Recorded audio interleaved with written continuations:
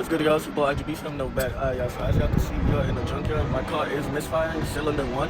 Luckily, it's just one misfire, but still, the car's not running as good, so I'm here to get me a new ignition coil. And I'll let you know how it goes. People are gonna be like, why don't you just buy a new one? Well, I've been putting junkyard parts in my car myself, and it's been running good, so it's really the only code that's on the car when I ran it. That was really the only code that showed up. So I'm like, why not just go to the junkyard, grab it? It's only gonna take like 5 minutes. It only takes a 10mm bolt to remove it. So let's hope I do find it. I'm gonna update y'all in a few.